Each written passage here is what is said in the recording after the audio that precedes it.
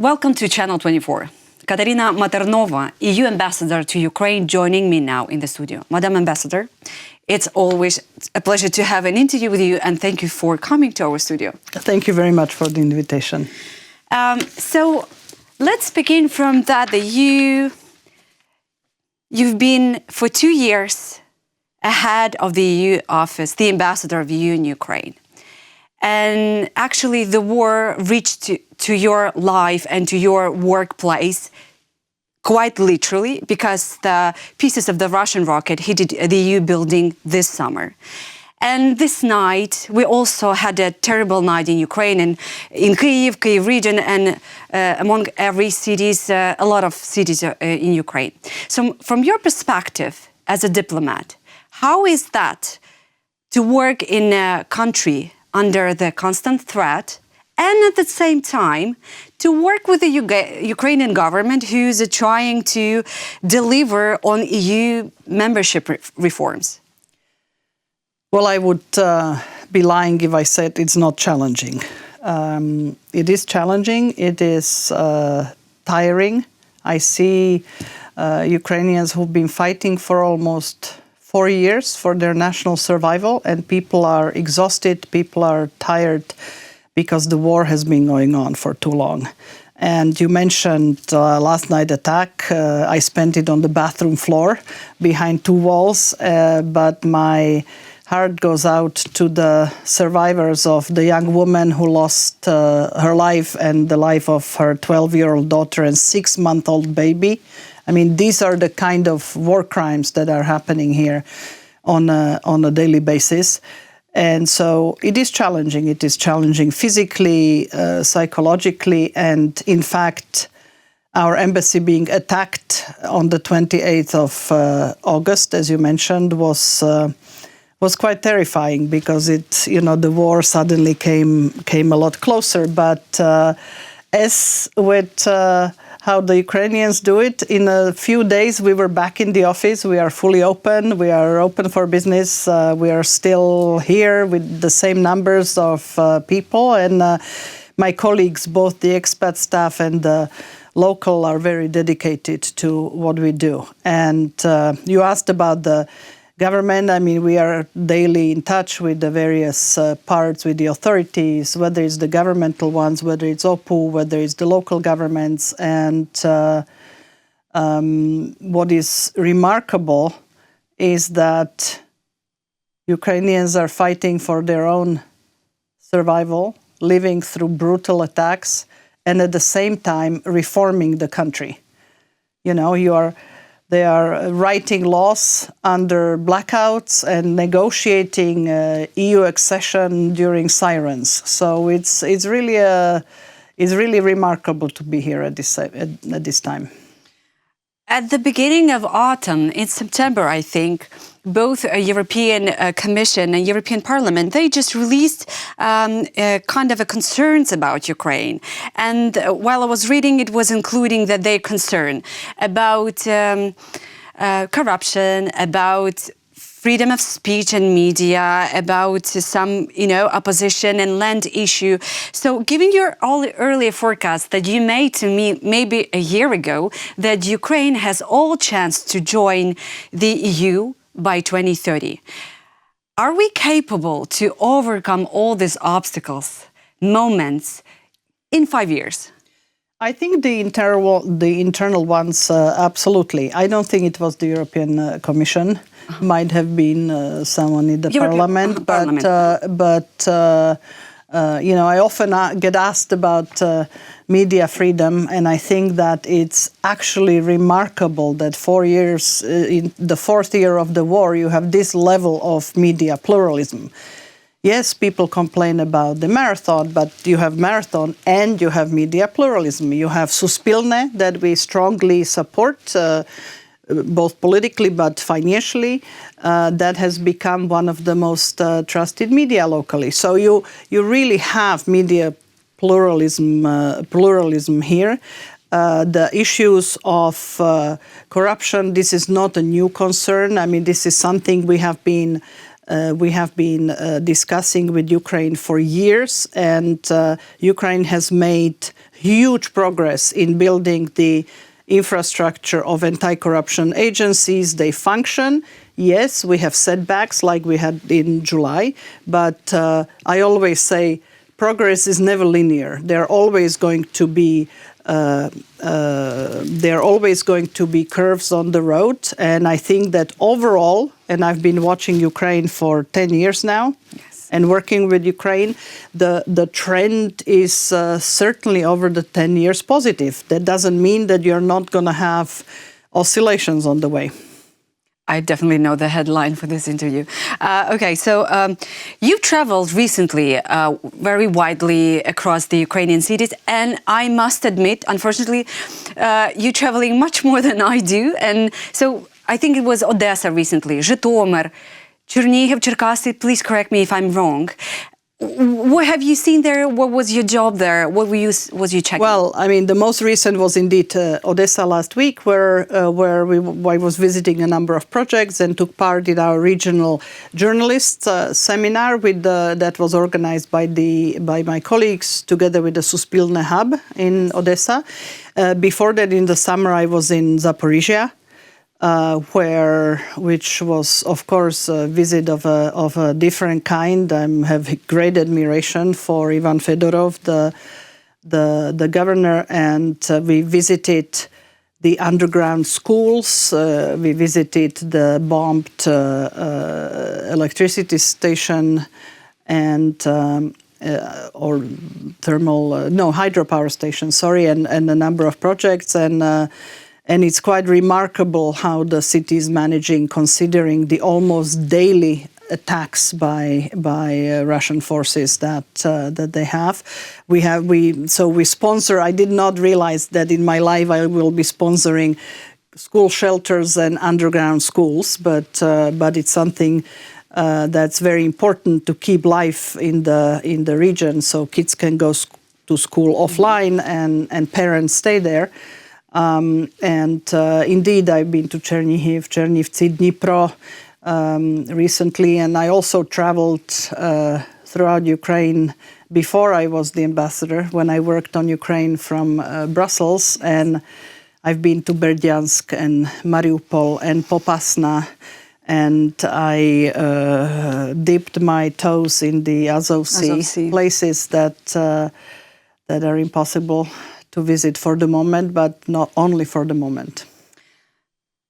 When you walking on the streets of Ukrainian cities, such as Kyiv or Odessa, and when you see what Russia has done there, and you are helping to build these shelters together with the EU and Ukraine, how on earth is that possible? That still we have people in the EU,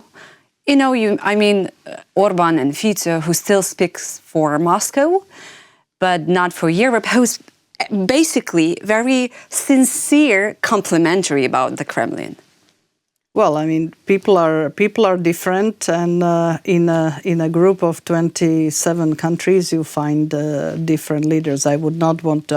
I don't know how that is possible, but there is certainly parts of the population in Europe that believe Russian propaganda. Let's not forget that you are not fighting only the kinetic war, but the hybrid warfare and the disinformation warfare that Russia has unleashed on Ukraine and the whole Western world. Well, not only Western world, but globally. And pushing their disinformation narratives is a very powerful weapon they use. And a lot of people, in today's world where you are overwhelmed with information, sometimes it's not easy to navigate through it, and people look for easy answers to complex problems. Speaking about the leaders like Viktor Orban, still, what he is doing, he's blocking the Ukrainian access to the EU. He's blocking a lot of decisions regarding Ukraine, unfortunately. What he's trying to gain with that approach inside the EU? Well, that's really, you would need to ask him what he's trying to gain. There are funds that are stopped for Hungary on the grounds of rule of law development. So I think that's one element. The rest you would have to ask the question to him. But the decision making in Europe is sufficiently complex and differentiated that we already managed to get 18 packages of sanctions, and they are unanimous. So Hungary voted in favor of it. So yes, there are aspects that he has not been voting for, but there are others that he has. And let's hope that this week we'll have an approval of the 19th package of sanctions, which again would have required an agreement of Hungary. And I've heard that the EU has already provided the idea of EU enlargement without that Ukraine could join without full voting rights at first, at the beginning at least. I don't believe that we have provided anything. There are all sorts of ideas how to prepare the EU for being able to take on more entrants. So there are all sorts of ideas that are floating in there. One thing I can assure you is that there has not been any decision or any even formal proposal going in that direction so far. Yes, okay. And the EU has already provided 3 billion euros to support Ukraine's energy sector. What kind of assistance we may wait this winter from the EU in support our energy infrastructure? Well, we have, since the beginning of the full-scale invasion, indeed provided to the tune probably even more than 3 billion. Yeah. And we are not starting preparation for this winter season now. We have started preparation for this winter season at the end of last winter season. Yeah. And we have now, in fact, provided in a new type of guarantee, unique for the first time, guarantee for 800 million purchase of gas, emergency purchase of gas via European Bank for Reconstruction and Development, EBRD and EIB. And we also provide and have been providing a lot of in-kind assistance in terms of energy, not only generators for people and businesses, but also the transformer stations and the compressor stations to help repair the electricity grid and the gas distribution and the compressors that take it from storages, the gas out, which have been damaged. We also financially support state-owned enterprises and also big energy enterprises to repair their equipment. Yes. We also provide over, I think it's 2.1 gigawatt on a daily basis of electricity.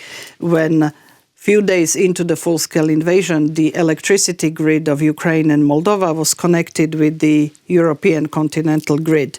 And that's a very important backup system for Ukraine to have 2 gigawatts of electricity coming from there. And we have also been now supporting a lot of new renewable energy producers, whether it's solar, whether it's biomass, whether it's wind, to help with the distributed energy supply. Oh, wow. And if I may give my last favorite example, we actually support the transport, logistics, and delivery of all this equipment to Ukraine. And for example, Lithuanians donated a thermal power plant to Ukraine. So they picked it apart, and piece by piece, we delivered it and brought it to Ukraine. Oh my God, I don't know how, is it take for ages? Is it took for ages? No, all this process? It took a few months. Amazing. I haven't heard about that, to be honest. And the question that I really want to ask you, I know that people are asking you that all the time, well, quite often, that the protest, anti-corruption protest we had in July in Ukraine, and which I was visiting, and a lot of Ukrainians and foreigners were visiting. Do you think that it's definitely affected our image of Ukraine abroad. It has some impact. But did we recover from it?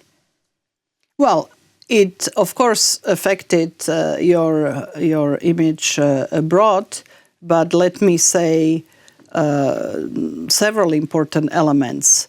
First, that there was a reaction by the young people showing that, we are fighting and our parents and brothers and uncles are fighting for a new kind of Ukraine. And I think that's very important. This is a completely new generation. And so the spirit of free and non-corrupt society cuts across the generations, right? This is actually excellent news, and also the fact that the authorities reacted immediately and took corrective actions is also remarkable. So this just shows that the democratic spirit lives in Ukraine, and of course, if attacks on the anti-corruption institutions continue, that will be a problem. But I think the reactivity to the protest was actually remarkable. Yes, thank you for that. And the last one, that's regarding Russia's constant violation of the NATO airspace and the EU countries' airspace. It's becoming quite a huge thing in Poland, in Germany, in other EU cities. From your perspective, do you really, and after that the EU building was hit in Kyiv, do you think that's definitely a deliberate message of Moscow that if not now, but anyhow soon, they are capable to attack the EU cities? Well, look, I think we are living through an escalatory path. Yes.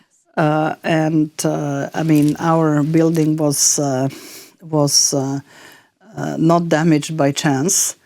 I mean, you can't drop 2 missiles close to us and not expect that it's going to be damaged. In fact, 80 buildings in the surrounding of the 2 ballistic missiles were affected and damaged. And I am someone who grew up under communism and has known that regime, which is very similar to the one that is in Moscow now.